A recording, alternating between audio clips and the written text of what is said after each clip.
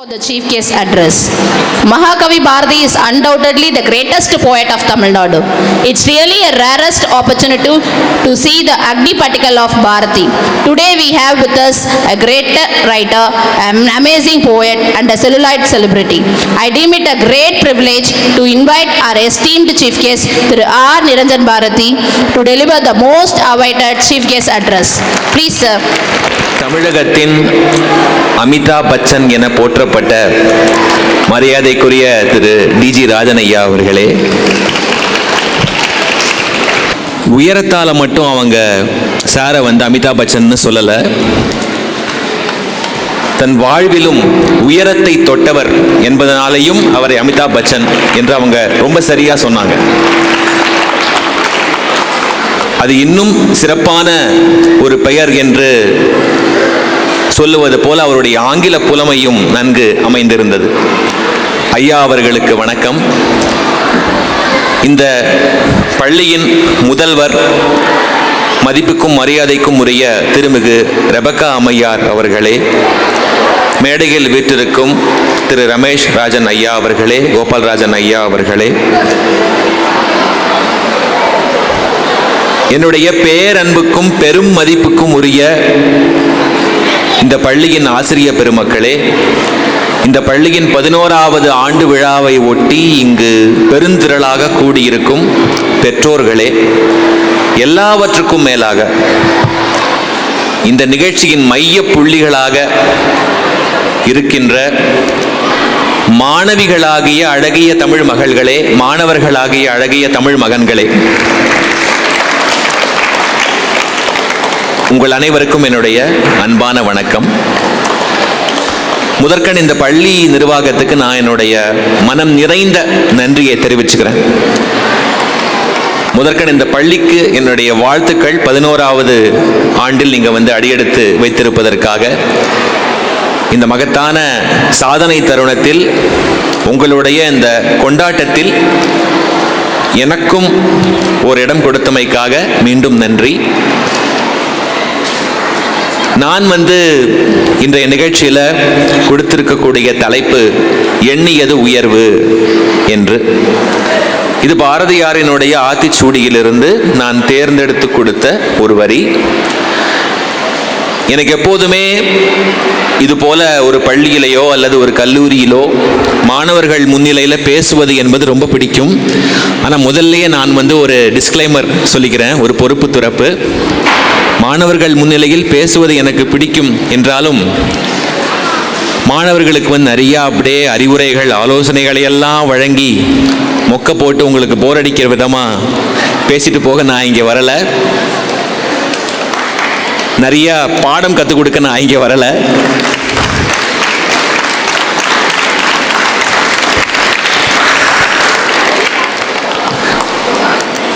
நான் கேட்பது உங்ககிட்ட ஒரு 1/4 மணி நேரம் மட்டுமே. நான் எனக்கு தெரிந்த சில விஷயங்களை உங்களில் ஒருவனாக, உங்களுடைய ஒரு நண்பனாக பகிர்ந்து விட்டு போகலாம் அப்படின்னு தான் இங்கே வந்திருக்கேன். எண்ணுவது உயர்வு. சரி, இந்த வரிக்கு எல்லோரும் சொல்லக்கூடிய பொருள் என்ன? நாம எதை நினைத்தாலும் அது எப்போதுமே உயர்வான ஒன்றாகத்தான் இருக்கணும். நாம சிந்திப்பது எல்லாமே ரொம்ப மேலான சிந்தனைகளா இருக்கணும் என்பது எல்லோரும் சொல்லக்கூடிய ஒரு பொருள். பாரதியார் இதை நினைத்துதான் இதை எழுதினார். எண்ணுவது உயர்வு, இதை ஒவ்வொரு வார்த்தையாக பிரித்து பார்க்கும் பொழுது எனக்கு வேறு ஒரு விதமான பார்வை தென்பட்டது. உடனே யாரும் நினைத்துக்கொள்ள வேண்டாம், என்ன அவன் தமிழ் பாடம் எடுக்கிறானே அப்படின்னு. இது உங்களுடைய வாழ்க்கைக்கு கண்டிப்பாக துணை செய்யக்கூடிய ஒன்று அப்படிங்கிறதுனால தான் நான் இவ்வளவு சொல்றேன். எண்ணுவதே உயர்வு. நமக்கு, அதாவது மனிதர்களாகிய நமக்கு சிந்திக்கின்ற திறமையை, யோசித்து பார்க்கின்ற அந்த ஆற்றலை இறைவன் கொடுத்திருக்கான். நம்மையும் விலங்குகளையும் பறவைகளையும் வேறுபடுத்தி காட்டுவது எது அப்படின்னு கேட்டா, நம்மால சிந்தித்து செயல்பட முடியும் அப்படிங்கிற ஒரு விஷயம்தான். நமக்கு 6 அறிவு உண்டு. இந்த சிக்ஸ்த் சென்ஸ், மனம், அறிவு, அதுதான் நம்மை உயர்த்தி காட்டுகிறது இந்த பூலோகத்தில் இருக்கிற எல்லா ஸ்பீசிஸையும் விட. ஆனால் அதுக்காக யாரும் உடனே விலங்குகளுக்கும் பறவைகளுக்கும் உணர்ச்சிகளே கிடையாது என்று நினைத்து விட வேண்டாம். விலங்குகளுக்கும் உணர்ச்சிகள் உண்டு, பறவைகளுக்கும் ஃபீலிங்ஸ் உண்டு. அவற்றால் சந்தோஷத்தை, வலியை உணர முடியும். நாம சிந்தித்து செயல்படுகின்ற அந்த ஒற்றை விஷயத்தால் மட்டுமே மற்ற ஜீவராசிகளை விட ஒரு படி மேலே இருக்கும். சரி, இந்த ஒரு வரத்தை இறைவன் நமக்கு கொடுத்திருக்கான். நாம இந்த சிந்திக்கின்ற ஆற்றலை சரியான முறையில் பயன்படுத்துகிறோமா என்பது நீங்க உங்ககிட்டயே கேட்டுக்கொள்ள வேண்டிய ஒரு கேள்வி. நம்முடைய மனசு ஒரு கண்ணாடி மாதிரி. உங்களுடைய மனசுல நல்ல எண்ணங்கள் உற்பத்தி ஆச்சு அப்படின்னா உங்களுடைய செயல்பாடு நல்லா இருக்கும். உங்களுடைய செயல்பாடு நன்றாக இருந்தது என்றால் நீங்க ஒரு நல்ல மனிதராக இந்த சமூகத்தால பார்க்கப்படுவீர்கள். தீய எண்ணங்கள் இருந்தா தீய செயல்பாடுகள் தான் செய்ய வேண்டும் என்று தோன்றும். அந்த தீய செயல்பாடுகள் மூலமாக இவன் கெட்டவன் அப்படிங்கிற ஒரு முத்திரையை இந்த சமூகம் குத்தி விடுகிறது.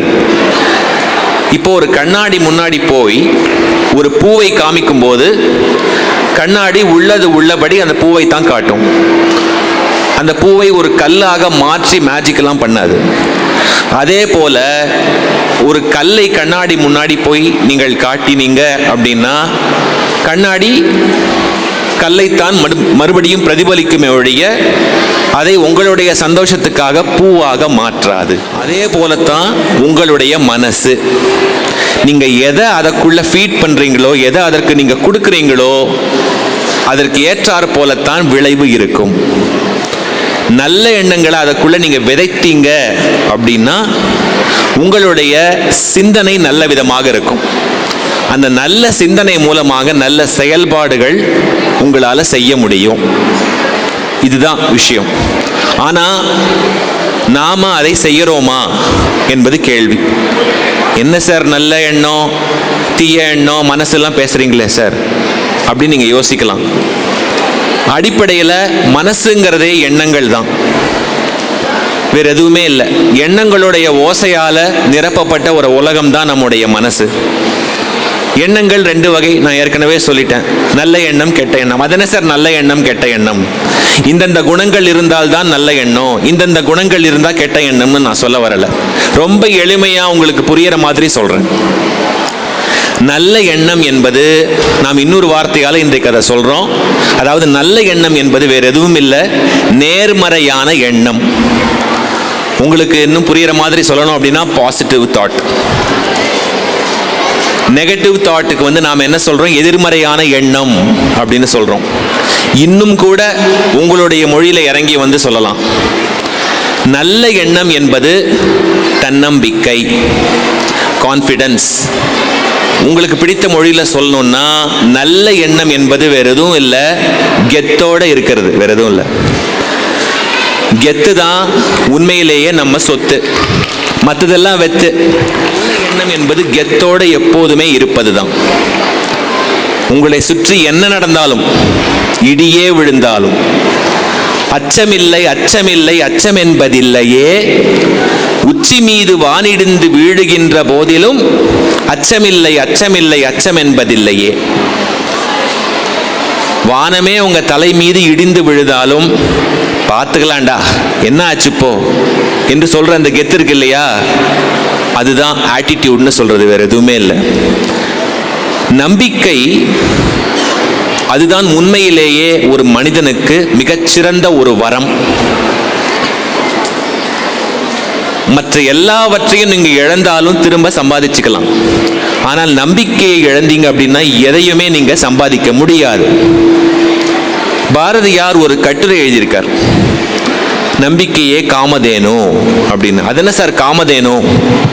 திடீர்னு யார் சார் அந்த புது கேரக்டர் அப்படின்னு நீங்க யோசிக்கலாம். காமதேனுங்கிறது ஒரு பசுமாட்டினுடைய நம்பப்படுகிறது. அந்த பசுமாடு கிட்ட நீங்க என்ன போய் கேட்டாலும் உங்களுக்கு அது கிடைக்கும். எப்படி சார் இது சாத்தியம்? பசுமாடு என்ன சார் கடவுளா? அது கேட்டதெல்லாம் கொடுக்குமா? என்று நீங்க குதர்க்கமாக யோசிக்க கூடாது. ஒரு கற்பனையாவே இருந்துட்டு போகுது. பாரதியார் என்ன சொல்றாருன்னா, நீங்க கேட்டதையெல்லாம் கொடுக்கின்ற ஒரு காமதேனு, வரம் வழங்கக்கூடிய ஒரு கடவுள் எது என்று கேட்டால் உங்கள் மனதில் எப்போதுமே இருக்க வேண்டிய நம்பிக்கை என்கின்ற அந்த ஆற்றல். நம்பிக்கைக்கு என்ன தெரியுமா டெஃபினிஷன், என்ன விளக்கம் தெரியுமா? ஏதோ ஒரு விளம்பரத்துக்காக, ஒரு தற்காலிகமான கேளிக்கைக்காக இன்றைக்கு மட்டும் நான் நம்பிக்கையோடு இருப்பேன், பாசிட்டிவாக நினைப்பேன், நல்லதையே யோசிப்பேன் என்று இருப்பதல்ல. எப்போதுமே நேர்மறையாக எண்ணுவது, எந்த சூழ்நிலையிலும் எந்த இடத்திலும். நீங்க மிகப்பெரிய சாதனையாளராக இருந்தாலும் சரி, முயற்சி செய்து கொண்டே இருப்பவராக இருந்தாலும் சரி, தோற்று போனவராக இருந்தாலும் சரி, எந்த ஒரு நிலையிலும் எப்போதுமே பாசிட்டிவா நேர்மறையாக நினைத்து கொண்டே இருப்பதுதான் உண்மையிலேயே நம்பிக்கைக்கான விளக்கம்.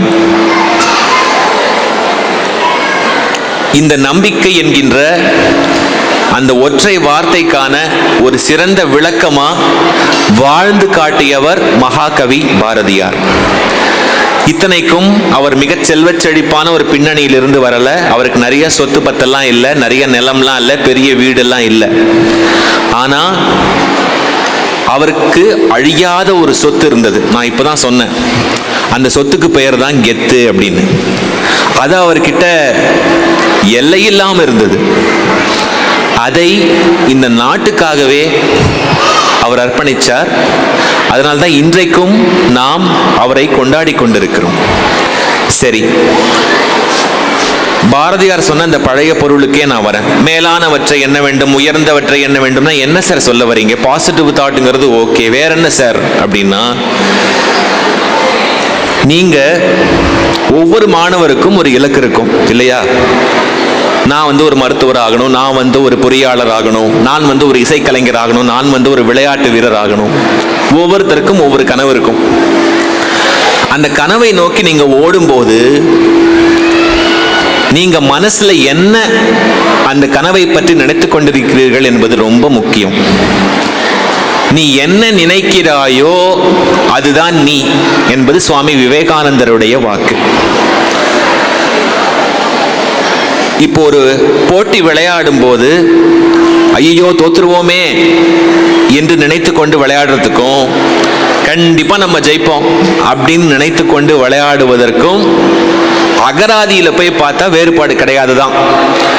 ஆனா அனுபவபூர்வமா பார்த்தா வேறுபாடு உண்டு.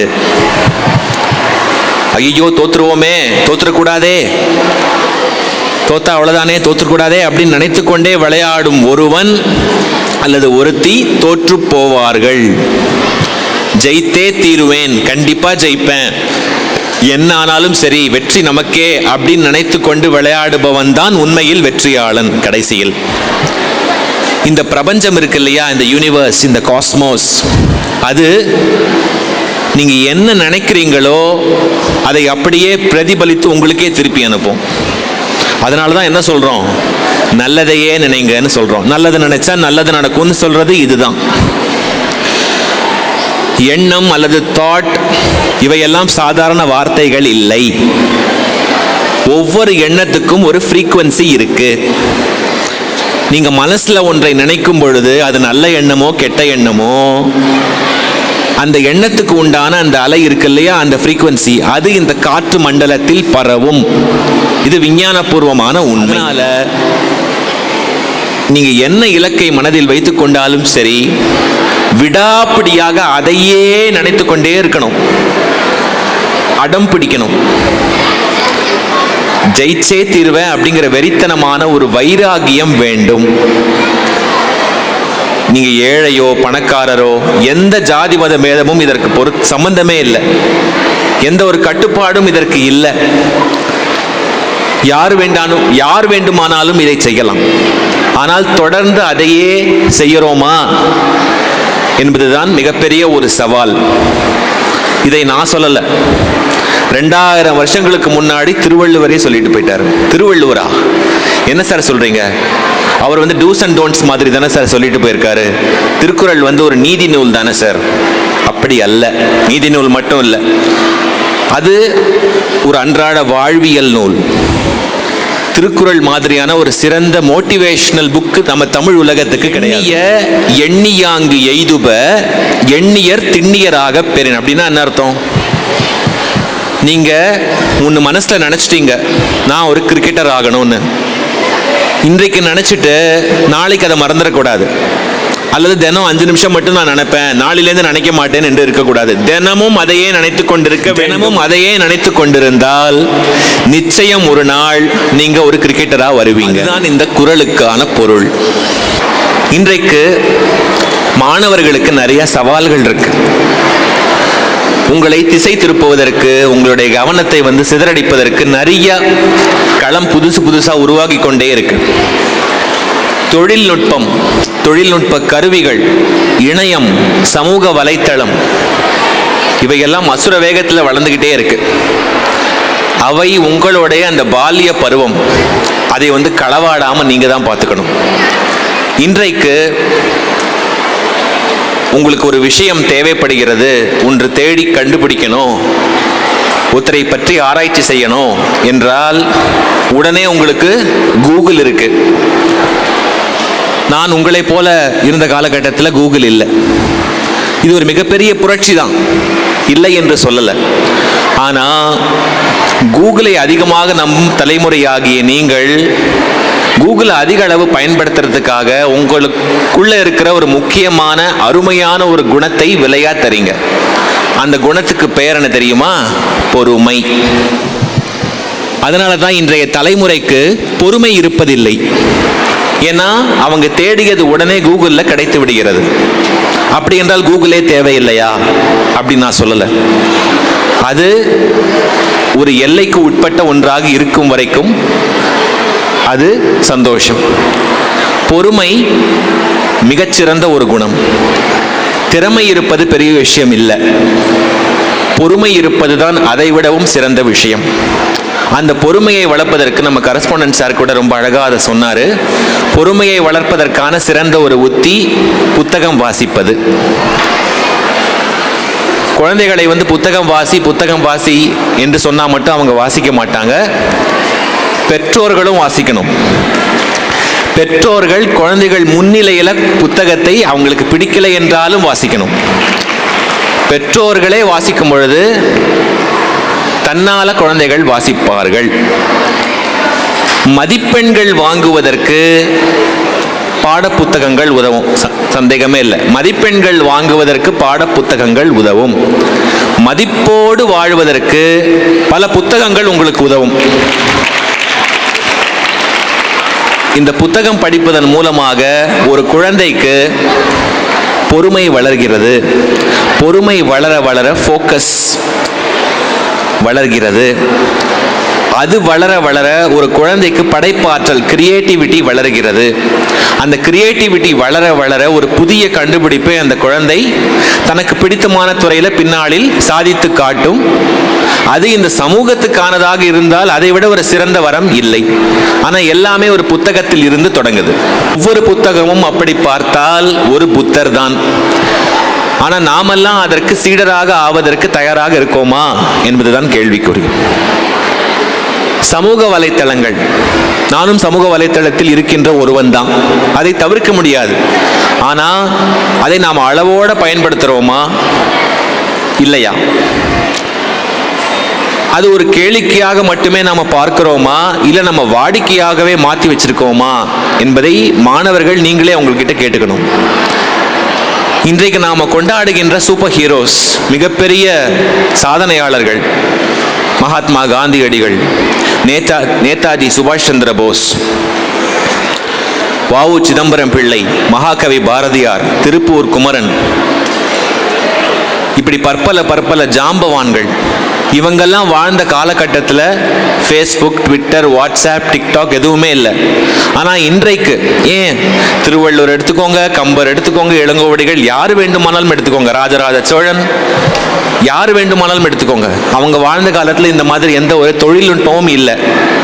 ஆனால் இன்றைக்கு ஒவ்வொரு சமூக வலைத்தளத்திலும் ஏதோ ஒரு விதத்தில் இவங்கெல்லாம் ட்ரெண்டிங்லேயே இருக்காங்க. மாணவர்களாகிய நீங்கள் சமூகத்தில் எப்படி ட்ரெண்டிங்காக இருக்கணும்னு யோசிக்கணும். சமூக வலைத்தளத்தில் எப்படி ட்ரெண்டிங்காக இருக்கணும்னு யோசிப்பதை விட சமூகத்தில் ட்ரெண்டிங்காக இருந்தால் கண்டிப்பாக சமூக வலைத்தளத்திலையும் ட்ரெண்டிங்காக இருக்கலாம். சமூகத்தில் ஒரு நல்ல ஸ்டேட்டஸ்க்கு நீங்கள் வரணும், பணத்தால் அல்ல, உங்களுடைய குணத்தால். சமூகத்தில் நீங்கள் ஒரு நல்ல ஸ்டேட்டஸ்க்கு வந்தால் அதை நீங்கள் உங்கள் வாட்ஸ்அப் ஸ்டேட்டஸாக வச்சுக்கலாம். அதுதான் உண்மையான ஸ்டேட்டஸ். இன்னொன்று, கடைசியாக ஒரு வார்த்தை. இந்த பள்ளிக்கூட பருவம் ரொம்ப பசுமையான ஒரு பருவம் உங்களுடைய வாழ்நாளில். நிறைய படிங்க, அதே சமயத்தில் நிறையா என்ஜாய் பண்ணுங்க. அதுக்காக கிளாஸுக்கே வரக்கூடாது, போய் உட்காரணும் சொல்லி வீட்டில் உட்காரணும்னு நான் சொல்லலை. நிறைய விளையாடுங்க, நிறைய நண்பர்களை உருவாக்கிக்கோங்க. பள்ளிக்கூடம் முடிந்த பின்பும் நண்பர்களோட டச்சில் இருங்க. வாட்ஸ்அப் குரூப்லையாவது டச்சில் இருங்க. நேரில் பார்க்க முடியவில்லை என்றாலும் நிறைய பகிர்ந்து கொள்ளுங்கள். அதுதான் நீங்கள் இந்த பள்ளியிடமிருந்து எடுத்துக்கொண்டு போகக்கூடிய ஒரு மிகப்பெரிய சொத்து. இன்னொன்று, உலக வரலாற்றை தெரிந்து கொள்ள வேண்டும் என்று சார் சொன்னார். ரொம்ப முக்கியமான ஒன்று தாய்மொழி பற்று. அதையும் சார் கோடிட்டு காமிச்சார். அது ஒரு மிகப்பெரிய ஒரு சப்ஜெக்ட். இன்றைக்கு நான் அதை பேச விரும்பலை. முக்கியமாக உலக வரலாற்றையும் தாண்டி உள்ளூர் வரலாற்றையும் நீங்கள் தெரிஞ்சுக்கணும். இப்போ இந்த சிவகாசிக்கு என்ன பெருமை? சிவகாசி விருதுநகர் மாவட்டத்தில் இருக்கக்கூடிய ஒரு ஊர். இந்த ஊருக்கு என்ன பெருமை?